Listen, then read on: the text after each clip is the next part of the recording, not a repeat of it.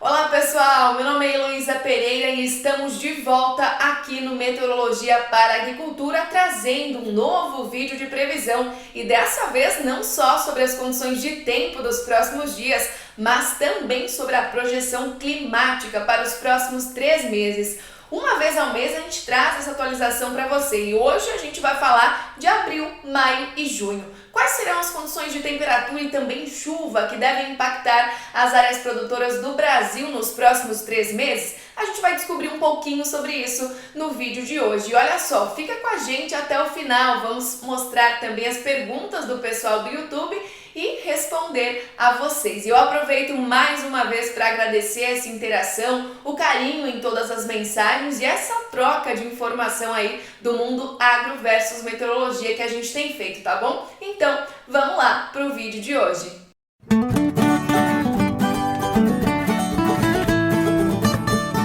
Bom, pessoal, no mês passado a gente falava sobre as condições, principalmente do mês de março, com uma grande expectativa aí de chuva abaixo da média para todo o centro-sul do Brasil. E se a gente vir aqui para a nossa apresentação de clima, a gente vai ver que março, de fato, foi dentro dessa expectativa. A gente está fechando o mês aí com chuva abaixo da média normal climatológica em grande parte aqui do centro-sul do país.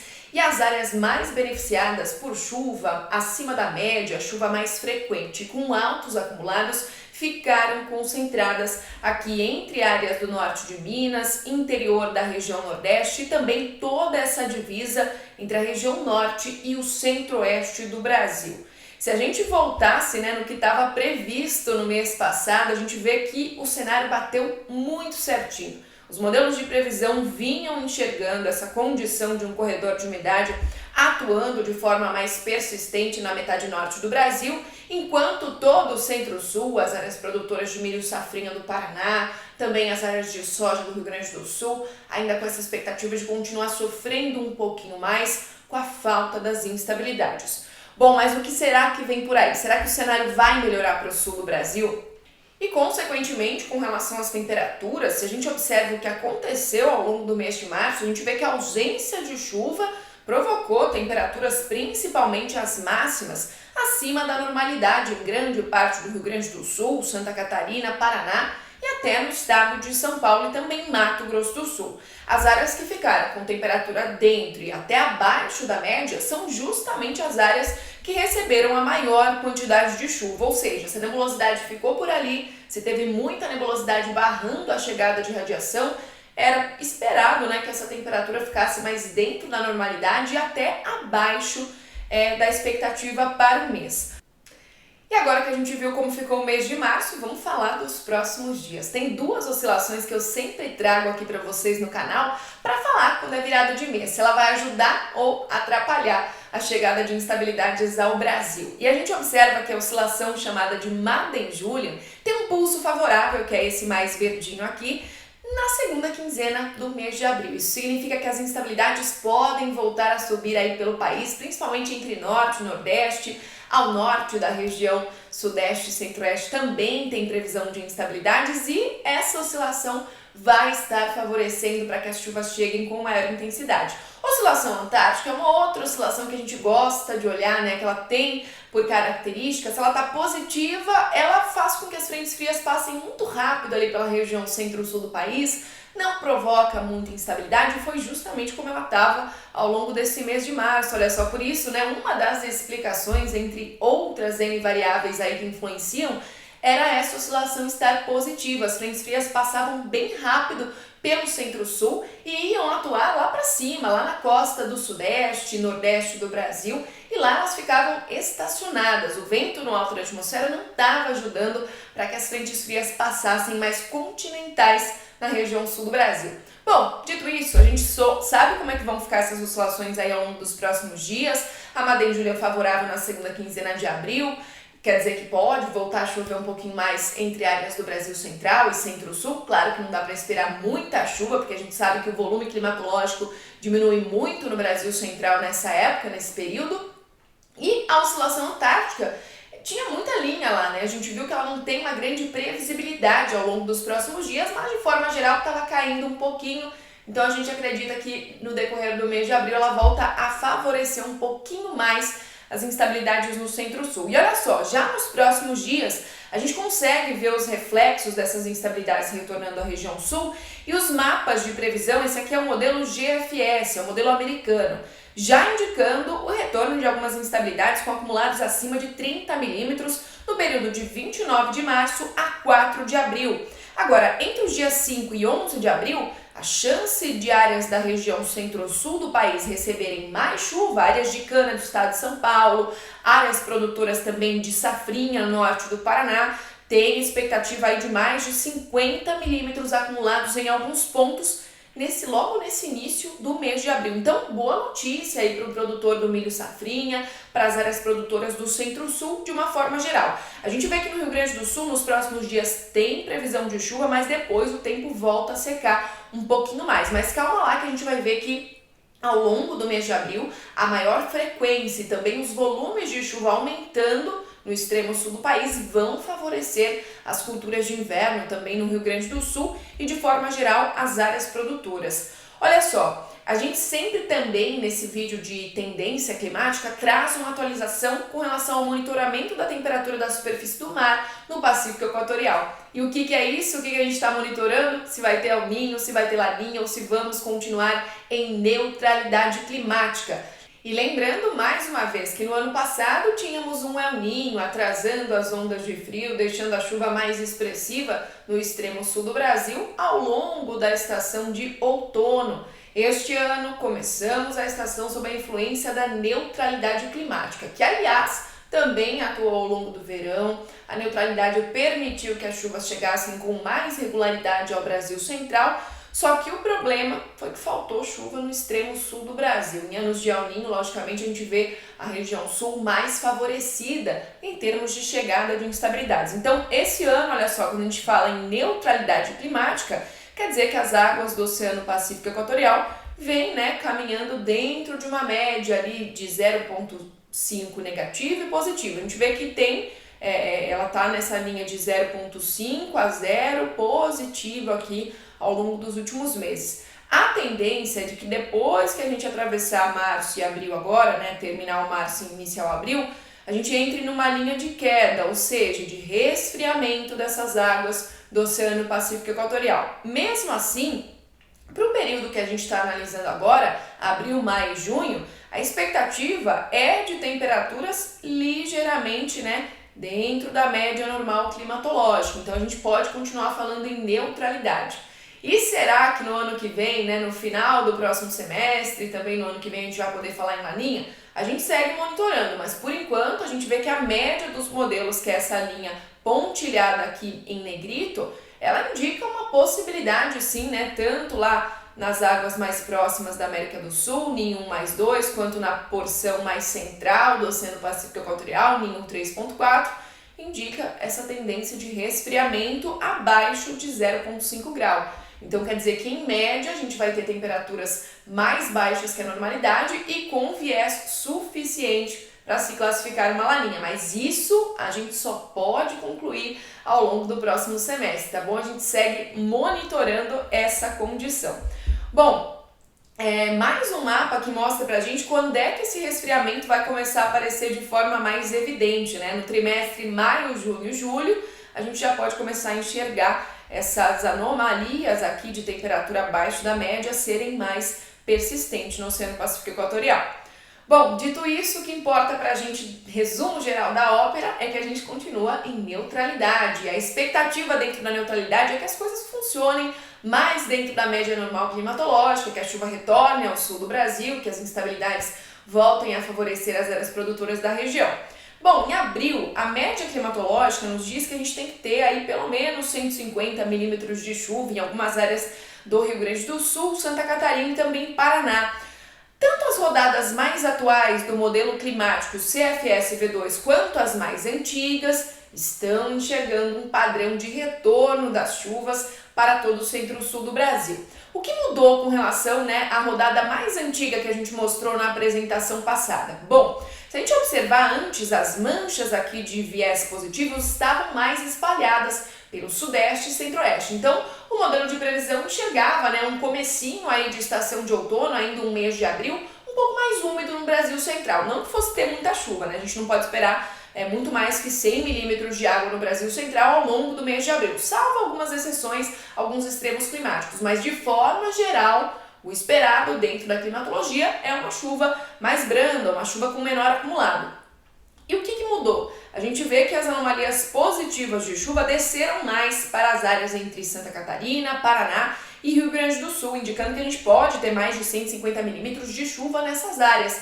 E as instabilidades, apesar de beneficiarem as áreas produtoras de safrinha e outras culturas, podem atrapalhar um pouquinho aí a vida do produtor na hora da implantação das culturas de inverno. Para a região nordeste do Brasil, a gente vê que as novas rodadas dos modelos melhoraram muito em termos de chuva, né? Estão mais otimistas com relação à chuva de toda a faixa leste nordestina. Então, desde o leste da Bahia, Pernambuco, Paraíba, tem previsão de algumas instabilidades já para as áreas produtoras de cana-de-açúcar. Enquanto isso, como é comum nessa época do ano, cada vez mais a gente vai ver a chuva diminuir no interior da região. Então, as atividades de colheita, a colheita do algodão, a colheita da soja, a colheita até de outras culturas, outros grãos, devem ser beneficiadas por essa condição de tempo mais estável ao longo do mês de abril.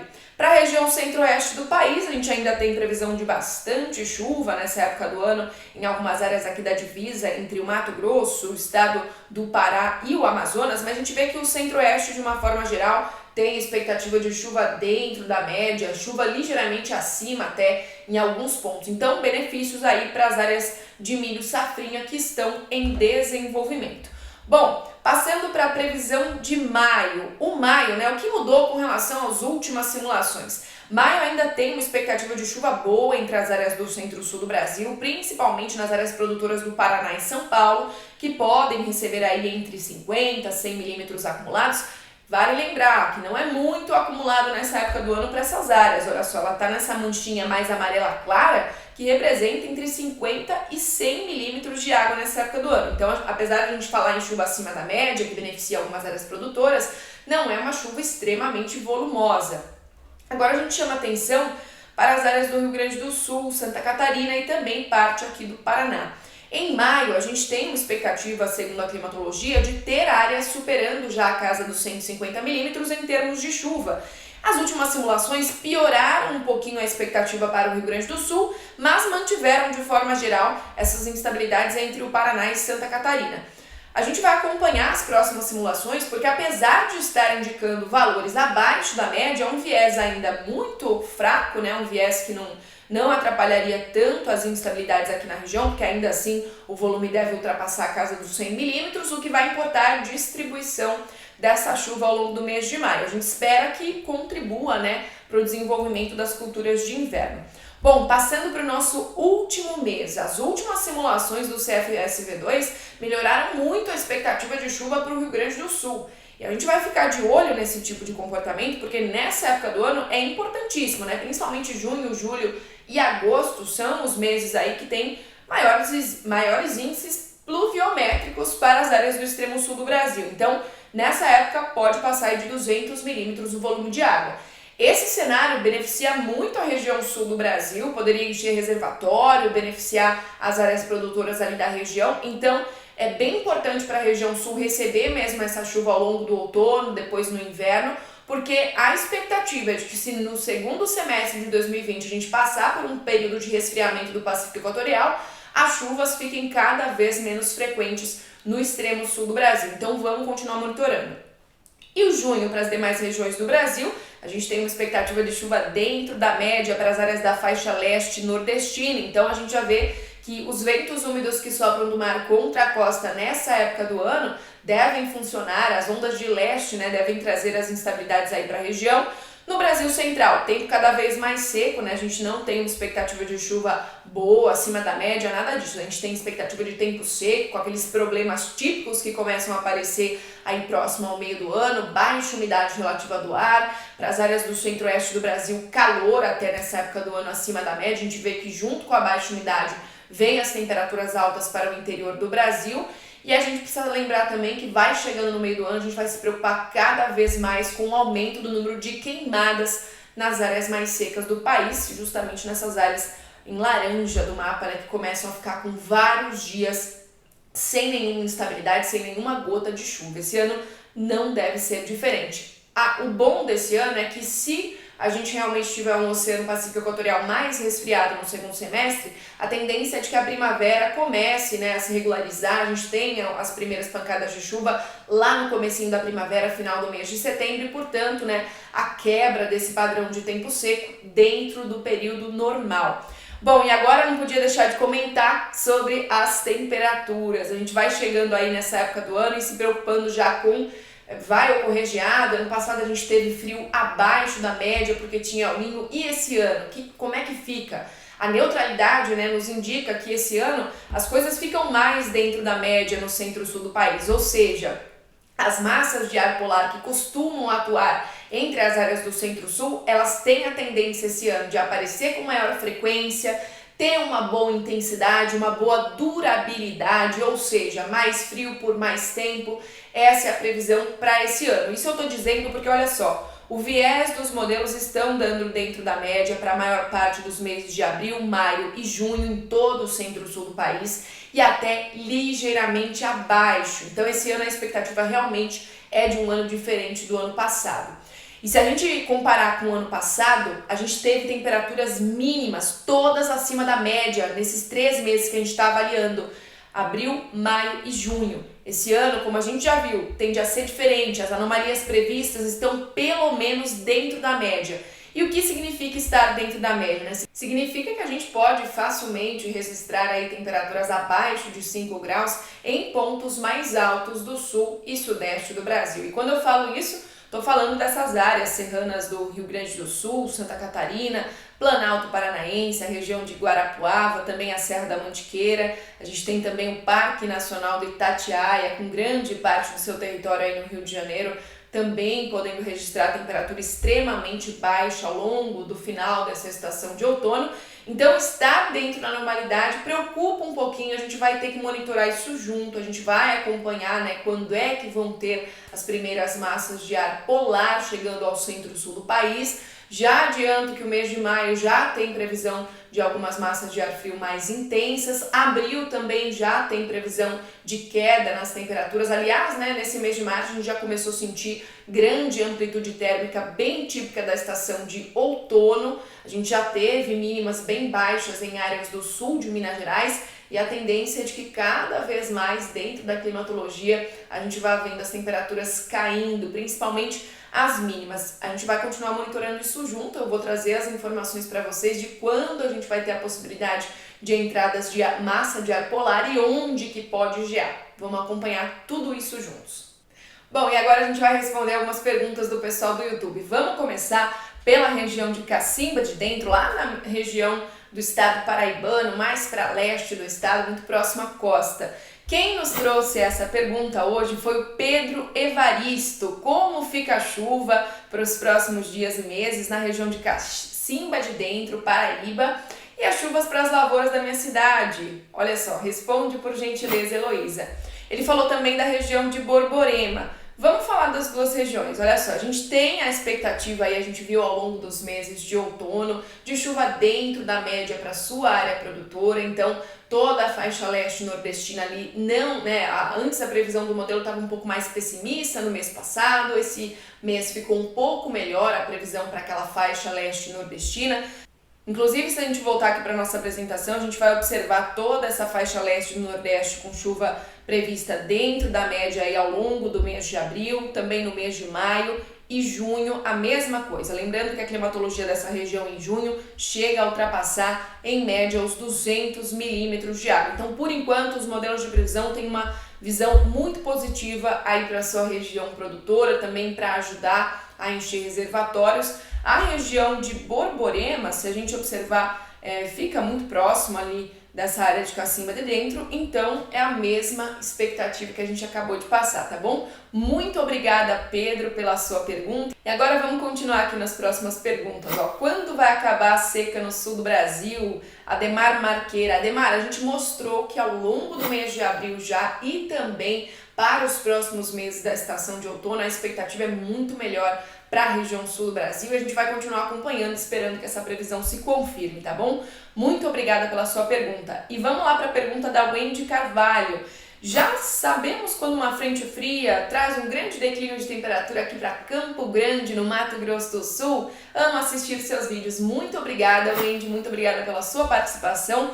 E olha só, eu vou colocar aqui com vocês uma animaçãozinha na tela para mostrar pra gente que ao longo da primeira semana do mês de abril tem previsão do avanço de uma frente fria. Não é, né, a de maior intensidade, não é a frente fria que deve trazer a massa de ar polar mais intensa, longe de ser, mas o sistema já traz um ar mais resfriado da região sul do Brasil a partir da quinta-feira, olha só. Ela vai avançar pelo centro-sul do país, traz chuva para as áreas do norte gaúcho, Santa Catarina, Paraná, também tem chuva prevista para a região do estado de Mato Grosso do Sul e depois que ela passar, olha só, ventos de sul passam a predominar aqui sobre a região do estado de Mato Grosso do Sul, trazendo, né, um ar mais resfriado. Não é a primeira onda de ar frio mais intensa, isso deve acontecer lá em maio, onde mais já tem uma previsão aí de queda de temperatura, diminuição do calor para a primeira semana do mês de abril, tá bom? Agora, a nossa próxima pergunta é para o estado do Maranhão. Tem um participante aqui que falou assim pra gente: eu já fiz 60 perguntas sobre o estado maranhense, sobre a zona de convergência intertropical. É o Luiz Otávio Sá. Obrigada pela sua pergunta, Luiz Otávio. Não desista da gente. A gente vai lá para o estado maranhense, vai contar para você como é que fica a previsão para o decorrer dos próximos dias. Olha só, eu vou colocar o acumulado previsto pelo modelo europeu ECMWF para todo o estado do Maranhão. E a gente observa que nos próximos dias a influência da zona de convergência intertropical justamente ainda vai favorecer mais de 100 milímetros de água, principalmente na metade norte do estado. Então a região de Balsas, Balsas fica mais ao sul, tem previsão de menos chuva por lá. A região de Bacabal, Chapadinha, Codó, Zedoca, todas essas áreas ainda por conta da influência da Zecite, tem previsão de bastante chuva nos próximos dias, tá bom? Muito obrigada pela sua pergunta. Tivemos também uma pergunta para a região centro-oeste do Brasil. Olha só, como fica a chuva no centro-oeste na primeira metade, né, na primeira semana do mês de abril.